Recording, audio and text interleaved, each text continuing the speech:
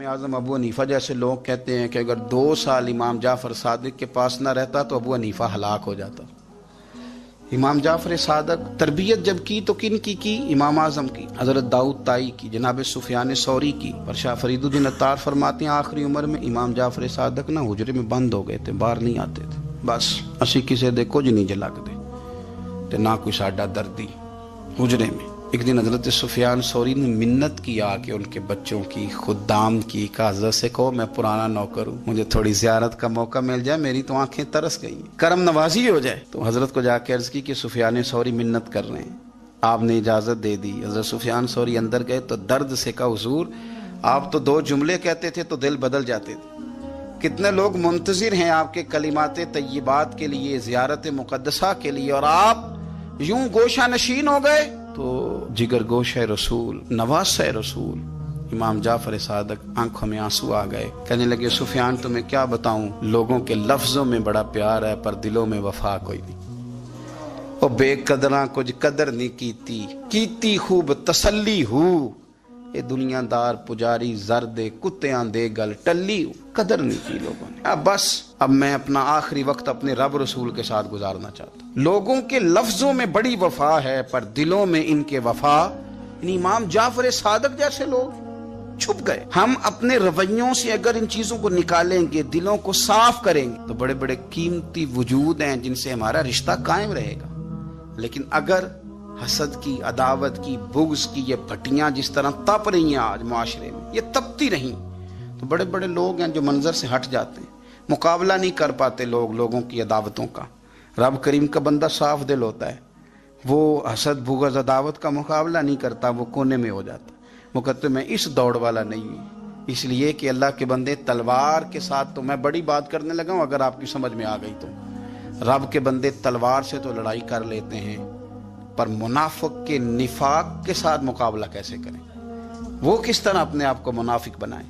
وہ کس طرح کر کے اس جگہ پہ آ کے سازش کریں جہاں چھوٹے لوگ سازش کرتے ہیں، پھر وہ بچنے لگ جاتے ہیں۔ یہ دور ہی نکتہ چیں ہے، کہیں چھپ کے بیٹھ جا، جس دل میں تو مکی ہے وہیں چھپ کے بیٹھ جا، پھر وہ لوگ نکل جاتے ہیں۔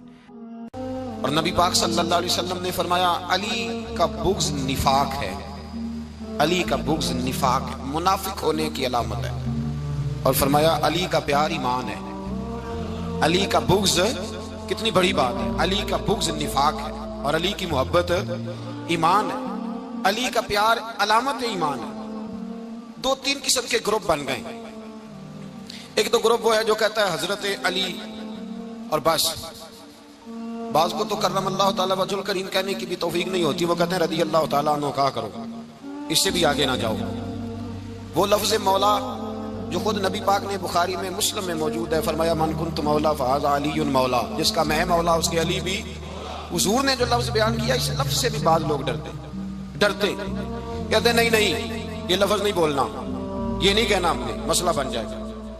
کچھ سرے سے اس قدر زیادہ معاذ اللہ تعالیٰ اپنی طبیعتوں کو بوجھ سمجھنے لگے کہ انہوں نے کہا حضرت علی، اور پھر اس سے زیادہ کسی اور بات کو بیان کرنا مناسب نہ سمجھا۔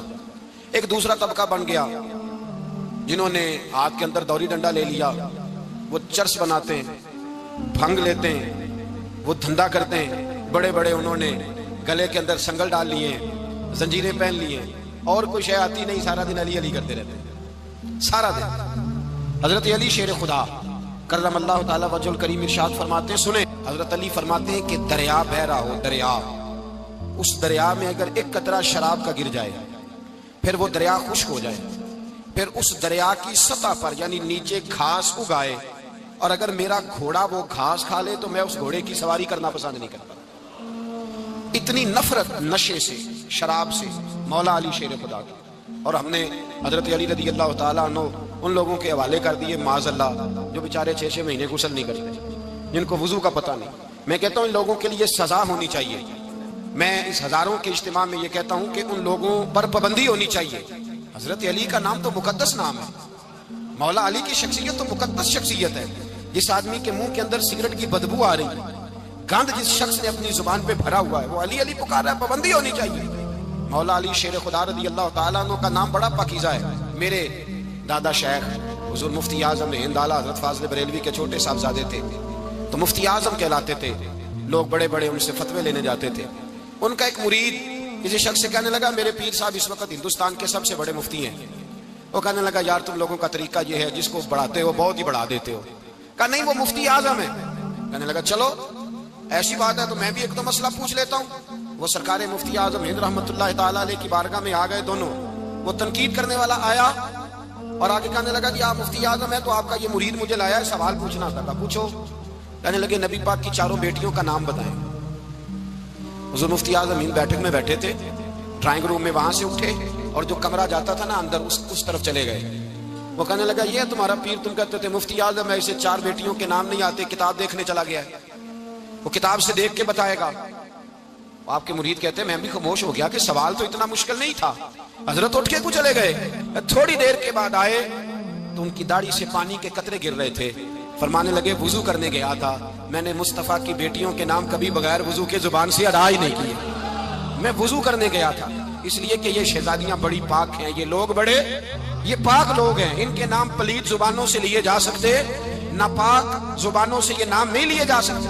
یہاں حضرت مولا کائنات شیر خدا کرم اللہ تعالی وجہ الکریم جن کی شخصیت کا یہ اثر ہے بڑا ظالم ہے. وہ پیر بڑا ظالم ہے جس نے بالکل بد عمل اور برے قسم کے قوال بٹھائے ہوئے ہیں جو نہ منہ دھوتے ہیں نہ ان کو پتہ ہے شریعت اسلامیہ کا.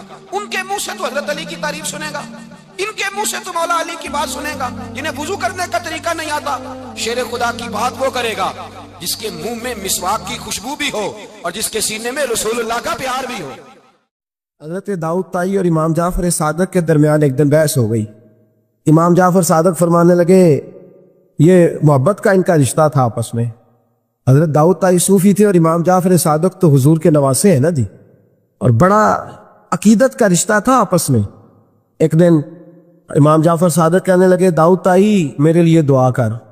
تو آپ رو پڑے کہنے لگے حضور میں نواسہ رسول کے لیے دعا کروں؟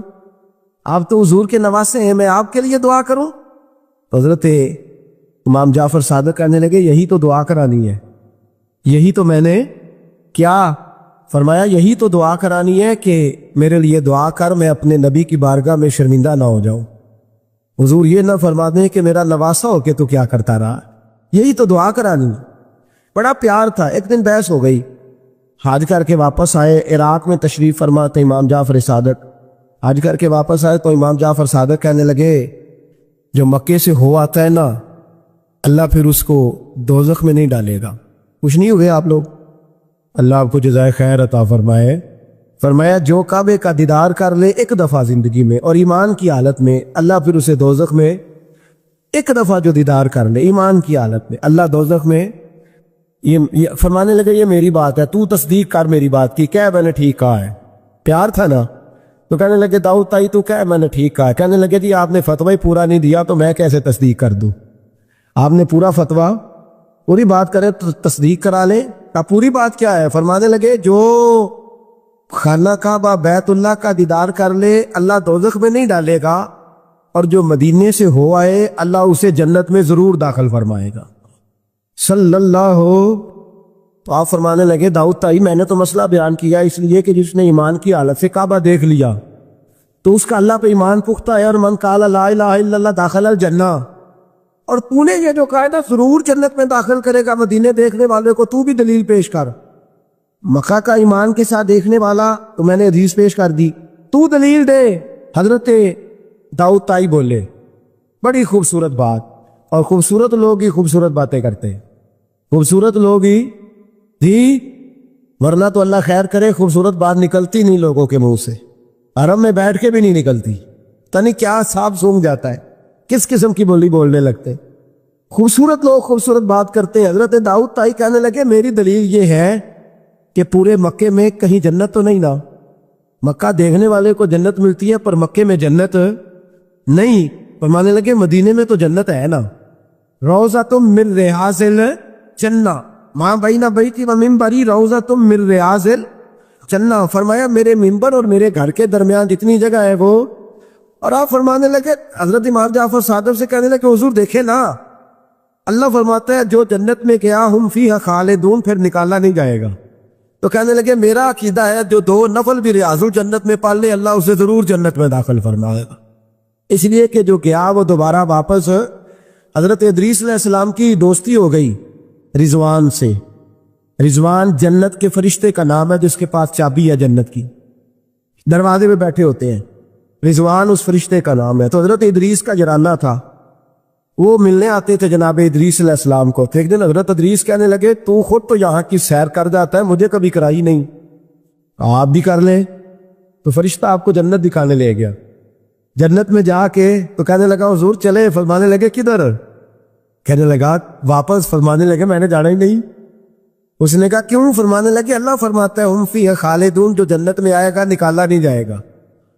تو کیسے مجھے نکال سکتا ہے؟ کہنے لگے جناب آپ نے سیر کا کہا تھا. فرمایا سیر ہی ہے یہ, اس لیے کہ جنتی ساری عمر ہی سیر کریں گے, وہ سیر ہی کریں گے, سفر تو تھکا دیتا ہے بندے, یہ سیر ہی ہے.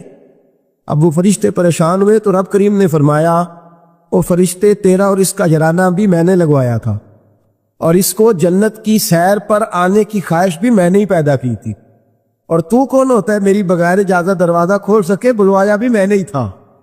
اور یہ جو میں نے کہا نا آٹھ جا, یہ توفیق بھی میری ہوئی ہے, میری طلب بھی تو تیرے کرم کا صدقہ ہے.